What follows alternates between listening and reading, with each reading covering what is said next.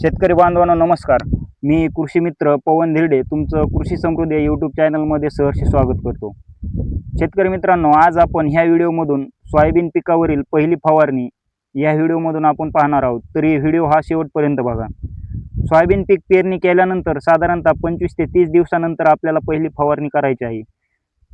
सोयाबीनच्या प्रारंभिक अवस्थेमध्ये सोयाबीन पिकावर चक्री भुंगा, उंटअळी, खोडकिडा अशा कीटकांचा प्रादुर्भाव या ठिकाणी आपल्याला झालेला पाहून येतो. तर त्याच्या नियंत्रणासाठी बाजारात अनेक प्रकारचे कीटकनाशक उपलब्ध आहेत. पण आपण काही मोजके आणि चांगले रिझल्ट देणारे कीटकनाशक या व्हिडिओमध्ये आपण पाहू. तर चक्री भुंगा असेल किंवा उंटअळी असेल किंवा खोडकिडा असेल, याच्या नियंत्रणासाठी आपल्याला बाजारात आलिका या नावानं जे सिजेंटाचं भेटतंय त्याचं प्रमाण आपल्याला प्रतिपंप 20 ml या प्रमाणात घ्यायचं आहे.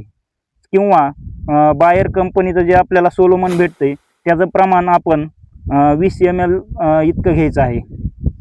जर आपण सोयाबीनला प्रारंभिकपासूनच जर बुरशीजन्य रोगांपासून जर सोयाबीनचं रक्षण केलं तर आपल्याला अधिक उत्पन्न भेटतंय. त्यासाठी आपल्याला ह्या फवारणीत कार्बनडेजियम प्लस मॅन्कोझेब हे संयुक्त घटक असलेलं जे बुरशीनाशक बाजारात आपल्याला UPLचं साप या नावाने भेटतंय ते आपण ह्या फवारणीत घेऊ शकतो. तर त्याचं प्रमाण जर घ्यायचं झालं तर 20 लिटरच्या पंपासाठी आपण 30 ग्राम इतकं त्याचं प्रमाण घेऊ शकतो. जर आपण सोयाबीनला सुरुवातीपासूनच जास्तीत जास्त फुटवे काढण्याचा प्रयत्न केला किंवा जास्तीत जास्त जर फुटवे झाले तर आपल्याला शेंगा फुलं लागून हे जास्तीत जास्त उत्पन्न भेटणार आहे. त्यासाठी आपल्याला एक टॉनिक या ठिकाणी घ्यायचं आहे. तर आपण टॉनिकमध्ये वनिता ॲग्रो कंपनीचं हायकॉन 60 हे टॉनिक आपण या ठिकाणी घेऊ शकतो. त्याचं प्रमाण आपल्याला प्रतिपंप 40 ते 50 ml इतकं घ्यायचं आहे. त्यामुळं आपल्या सोयाबीन पिकाचं जास्तीत जास्त आपल्याला फुटवा व वाढ ह्या ठिकाणी झालेली दिसेल. त्यानंतरच आपण यामध्ये एक विद्राव्य खत पण घ्यायचं आहे. त्यामध्ये आपण वनिता ॲग्रो कंपनीचं 144840 हे विद्राव्य खत या ठिकाणी घेऊ शकतो. या खतामध्ये DMPP टेक्नॉलॉजी असल्यामुळे जर आपल्या पिकाला ज्या प्रमाणात नत्र लागतंय त्या प्रमाणात स्लो नत्र हे रिलीज करत राहतं. त्यामुळं आणि फॉस्फरस हा 48% असल्यामुळे आपल्या सोयाबीन पिकाला जास्तीत जास्त हा फुटवा आपल्याला झालेला पाहायला भेटेल.